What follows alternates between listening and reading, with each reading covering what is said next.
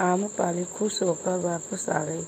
बाला ने अपने एक नौकर को राम सिंह के घर भेजकर अर्जुन को बुलवा लिया। कुछ देर में अर्जुन वहां हाजिर था।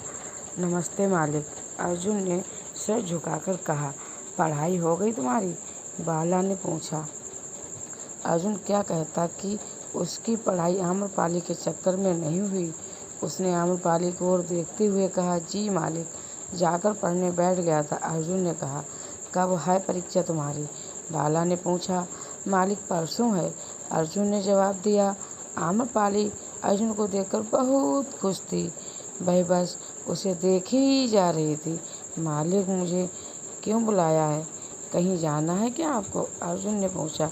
हमें नहीं, अम्मा को जाना है, बाला ने कहा। मालिक, आपकी अम्मा भी हैं? बड़ी ही मासूमियत से अर्जुन ने आंखें बड़ी करते हुए पूछा। आम्रपाली घूर कर बाला की ओर देखने लगी।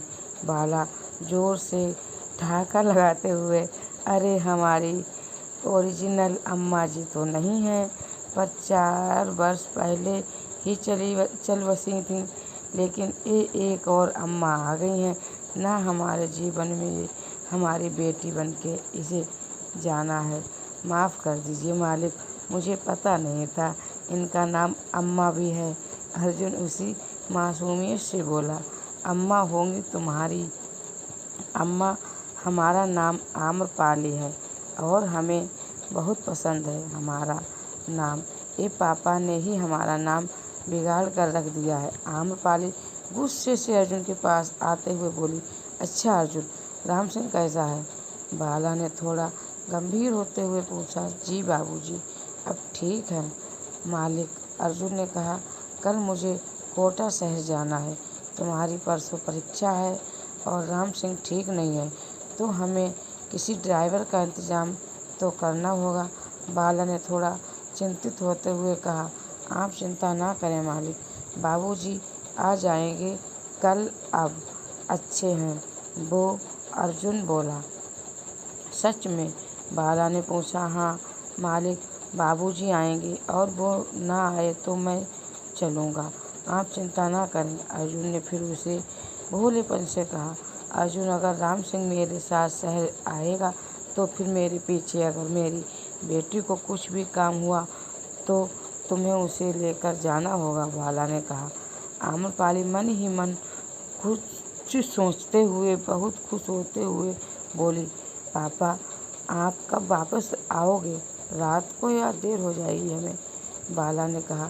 अर्जुन, तुम कल सुबह राम सिंह को छोड़ने आओगे ना? उस वक्त अपनी किताबें यहीं लेकर आ जाना।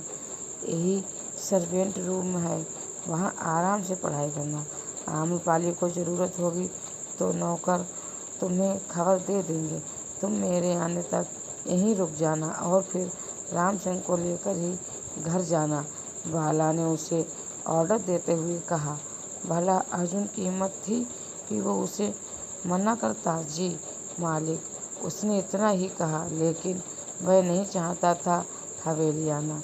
इधर आम्रपाली को तो जैसे बिन मांगी मुराद मिल गई थी। वो कुछ और सोच रही थी और ये तो जैसे सोने पर सुहागा हो गया। अर्जुन आम्रपाली की ओर देखता है। आम्रपाली उसे आँखों से इशारे करके भौहें उचकाते हुए आँख मार देती है। अर्जुन अपनी नज़रें नीचे कर लेता है। अर्जुन, अभी आम्रपाली थोड़ा सा गांव घूमना चाहती है तो मैं एक गार्ड को भेज देता हूँ, साथ तुम इसे थोड़ा घुमा कर ले आओ। हाँ, काली जी के मंदिर में इसे दर्शन करा देना, बाला ने कहा। पापा, गार्ड की क्या ज़रूरत? आम्रपाली चिढ़ते हुए बोली। आपकी सुरक्षा के लिए अम्मा, बाला ने कहा। अर्जुन मुंह दबा के बाला की बात पर हंसने लगा। आम्रपाली ने उसे ऐसा करते देख लिया। उसने गुस्से से अर्जुन को देखा और फिर बाला से कहा। पापा, गांव में किसी की हिम्मत है कि आपकी बेटी को आंख उठाकर भी देख ले? और फिर ये अर्जुन न है ना हमारी रक्षा के लिए? पापा, मैं स्वतंत्रता से घूमना चाहती हूँ। ये गार्ड भैया रहेंगे मुझे अच्छा नहीं लगेगा। लेकिन बेटे, बाला की बात अधूरी रह गई। लेकिन कुछ नहीं पापा, मैं अर्जुन के साथ जा रही हूँ। गांव से बाहर जाती तो आपके गार्ड लेकर जाती। पापा, गांव में अर्जुन के हमारे लिए। आम्रपाली ने बाला की बात काटते हुए कहा। बाला ने अर्जुन की तरफ देखा। अर्जुन की समझ नहीं आया वो ऐसे क्यों देख रहा था। उसने अपनी नज़रें झुका लीं। बाला अच्छी तरह से अर्जुन को देख रहा था। इतने समय में उसे ये तो समझ आ गया था कि अर्जुन भरोसे के लायक है। वो आम्रपाली को उसके साथ भेज सकता है, लेकिन वो आम्रपाली की रक्षा कर सकता है या नहीं, ये वो नहीं समझ पा रहा था।